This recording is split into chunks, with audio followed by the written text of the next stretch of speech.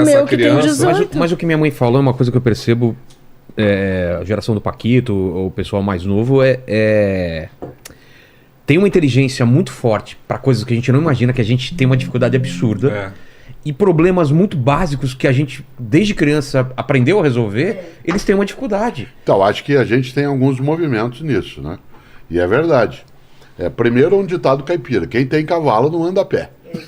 Né? Se alguém faz por você, você não vai fazer. Exato. Aliás, é uma economia de esforço. Né? Se você tem adultos que, ao formarem crianças, com elas não partilham as atividades, não partilham as tarefas, é evidente que ela não terá essa condição, né, de dar o passo. Né? Em outros momentos, uma parcela grande de nós teve que participar das coisas da família no dia a dia. E em vários países não é como no Brasil. Se você pegar a sociedade norte-americana, que é altamente tecnológica também, o menino tem que lavar louça. Eu vou te dar um dado que ajuda bastante. Embora o Brasil seja o segundo país do mundo, né, em termos de posse de, por exemplo, mobiles, de celulares, né, há mais celulares do que a população, nós somos o 30º na propriedade de máquina de lavar louça. Né? Isto é, nós temos um consumo tecnológico muito alto, mas nós somos o 30º em relação ao consumo de máquina de lavar louça por uma razão: porque tem quem lave. Exato. Certo? Se tem quem lave, pode ser a mãe, o pai, ou alguém que é contratado para fazê-lo. Outras nações não têm essa condição. Você tem que ter ali uma partilha. O menino nos Estados Unidos ou outros lugares tem que tirar a neve da porta da casa de manhã, no sábado, e o pai paga $1 para ele fazer isso. Certo? Aí você diz assim: mas isso é uma sociedade de imposição. Não. Existe uma partilha a ser feita. Essa partilha já existiu. Hoje, uma parcela das famílias, ela utiliza um termo curioso: eu preciso poupar o meu filho. Exato. E a minha pergunta, como mais antigo, né, e como caipira, é assim: poupar de quê? Você não mandou ele à noite buscar limão no pasto, você não falou para ele encilhar cavalo, você não mandou ele cortar lenha para ver se... Né, ou tirar água do poço. Você disse só para ele arrumar o quarto dele. Só para ele estudar. Profissão estudante. Isso não é poupar, isso é colocar em desuso, claro, né? Que tudo exatamente. que está em desuso acaba não tendo Agora, tem um utilidade. outro lado disso também. Uma parte de nós na escola, a professora sabe, eu também, passou a vida resolvendo problemas alheios, em matemática. 2 pedreiros levantam 5 metros de muro na feira, isso. Santas Quantos metros serão levantados de uma semana? Isso não era problema nosso, eu nunca levantei muro. Quando o Paulo Freire chegou discutindo, né, no livro Pedagogia da Oprimida, que a gente tinha que colocar problemas das pessoas para elas terem alguma significação, que o pedreiro levantar muro é uma coisa importante, mas era o que estava desconectado, né, da realidade da pessoa. Então, nós passamos de um polo, que era ficar resolvendo o problema alheio, qual era a trajetória de um foguete, lembra? Em balística, né? Como é que é? Nenhum de nós aqui jamais lançou um foguete, né? Mas não se discutia como é que funcionava o chuveiro elétrico, né? Como é que fazer era uma apresentação em público. Como fazer uma apresentação em público. Então, nós passamos, né, de um momento em que a gente ficava lidando com problemas abstratos para a incapacidade de lidar com problemas concretos. Né? Portanto, a gente não modificou tanto assim, a gente só piorou um pouco. Sabe uma... E não é só Espera aí, mãe, só avisa ele antes para ele ligar o seu microfone, senão não sai sua voz. Você ligou? Vamos lá. E não é só poupar. É uma geração que eles não aceitam não. É uma geração que não Mas pode ela não dizer... nasceu pronta. Se ela não aceita não, é porque alguém grande não disse não. Exatamente. Então os adultos estão com um problema realmente seríssimo na educação. Sem dúvida. Mas eu vou acrescentar mais uma coisa aqui para a discussão, que é o lance da felicidade, né? Eu vejo uma preocupação excessiva nos pais em quererem que os filhos sejam felizes, colocando esse peso em cima dos ombros deles, como se fosse um lugar que você chega e fica. E a molecada descobre que a felicidade não é um lugar onde você chega, entendeu? Então, essa busca da felicidade, a busca do prazer, da dopamina, que as redes sociais elas dão para você toda hora, né? Você é premiado toda hora. Isso tá bugando a cabeça do pessoal, não é? A Rê sabe bastante de neuromarketing. Eu sou uma como é que é? Eu estudo neurociência romântica. Nossa!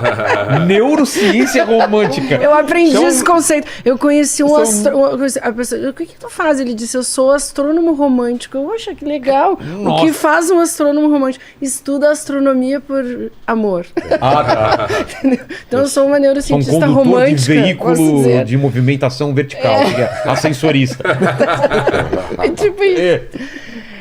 Na verdade, eu sou um pouco otimista com relação, mais otimista que a tua mãe, em relação a essa geração. Eu acho que o que a gente tem nessa nova geração, que é a geração do meu filho, que vai fazer 18, a gente tem uma discrepância. Essa que é a questão. Então tem muita gente acima da média, tem mais gente acima, mais jovens acima da média do que talvez a gente tivesse na minha geração, né, na geração do sim. Pedro, e tem muita gente na média e tem muita gente abaixo da média. Que não tinha tanto que não também assim. tinha, exatamente. Era Então, muita gente na média e poucos se destacavam, mas também poucos ficavam abaixo. Exatamente. Então é isso que eu vejo, o gráfico que eu vejo. Por exemplo, o Vicenzo, ele não tem essa questão da felicidade, que é o meu filho, meu modelo, e os jovens ali que ele vive, porque ele leu Nietzsche muito cedo, né? Inclusive ele deixou a escola porque a professora falou, isso não é pra tua idade. E ele estava, então, nesse... E não é. E não era, Não é mesmo. mas cada um tem a sua, né, o seu... Precisa muita cautela ao ensinar Nietzsche para um adolescente. Eu não ensinei, porque eu nem li, professor. Quem leu foi ele, entendeu? Foi É perigoso, Nietzsche? Não é, porque como ele coloca questões que são muito fundas em relação ao sentido da vida, à razão de existir, o adolescente é uma pessoa que está grávida de si mesma. Né? Ela vai dar luz a ela. E tal como gravidez, ela tem distúrbio hormonal, oscilação de equilíbrio afetivo. Ela tem algo que é o momento como o eterno. Muita fome também. Isso. Fome. Por exemplo, a ideia de que tudo é definitivo é muito marcante na adolescência, na transição. Uma espinha na ponta do nariz é sinal de desespero. Total. Um cabelo que você acha que ele não é adequado aos 15 anos de idade te leva a não querer ir para a escola. E se você diz assim, nunca mais eu vou, então essa ideia da definitividade, né, ela acaba sendo, né, muito expressiva dentro disso. E o Nietzsche, ao contrário, é delicioso. Né? Eu não só estudei, como ensinei Nietzsche muitos anos, mas não para adolescente.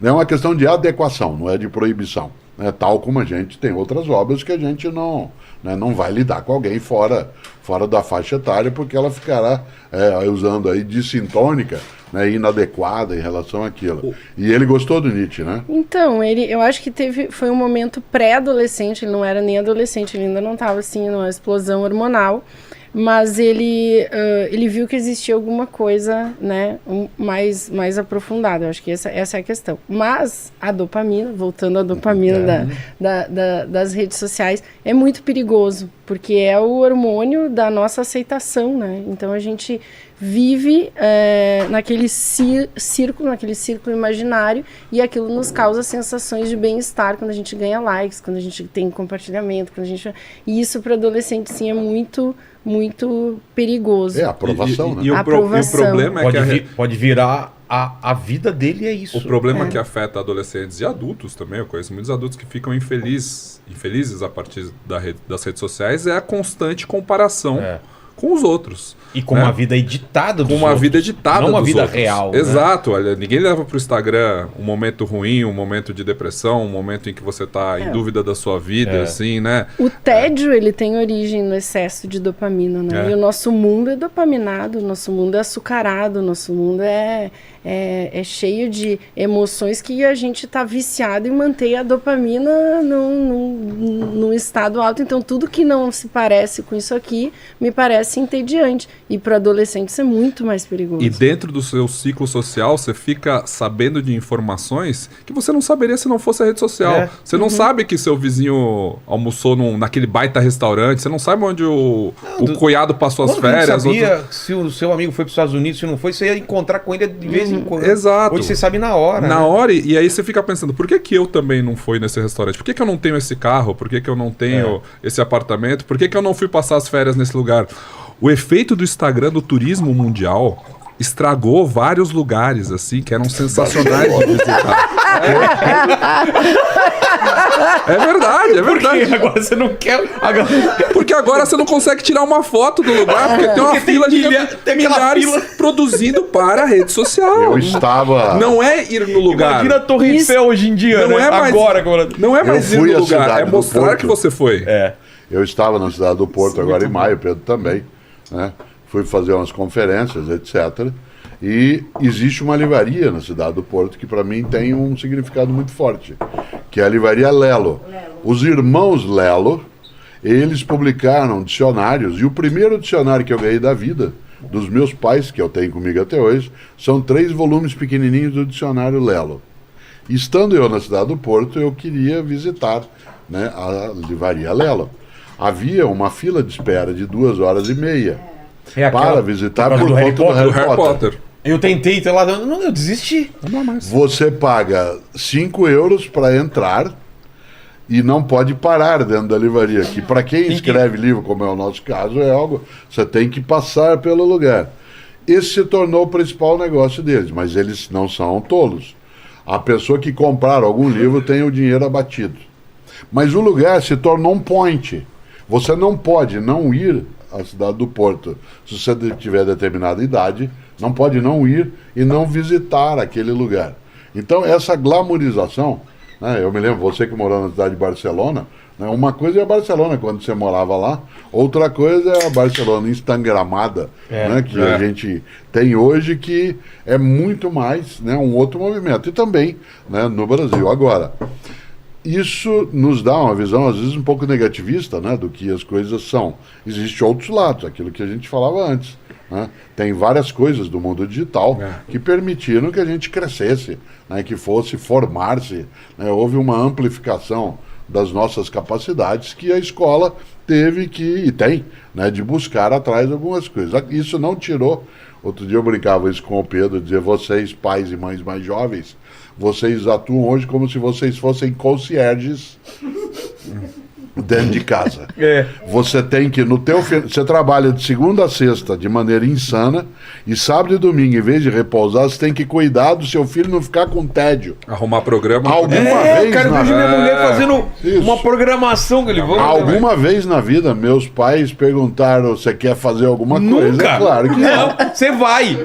Mas mãe, E não, vai. e não é uma questão de autoritarismo. É porque a lógica era a seguinte, é você se organize nas suas coisas, aquilo que não é perigoso. Mas não tem o que fazer. Valer. Exato, né? Mas mãe, não tem nada para fazer.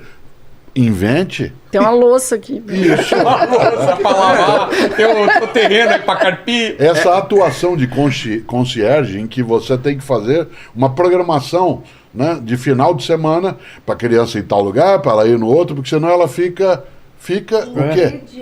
Entediada. Esse debate a gente teve até, Gi. Eu temos um podcast que chama A Grande Fúria do Mundo, né? Não. O meu também não, porque o meu era atleta desde os 6 anos. Então a nossa vida era correr de campeonato em campeonato, de cidade em cidade. Então a gente não tinha esse problema. A gente já era o concierge.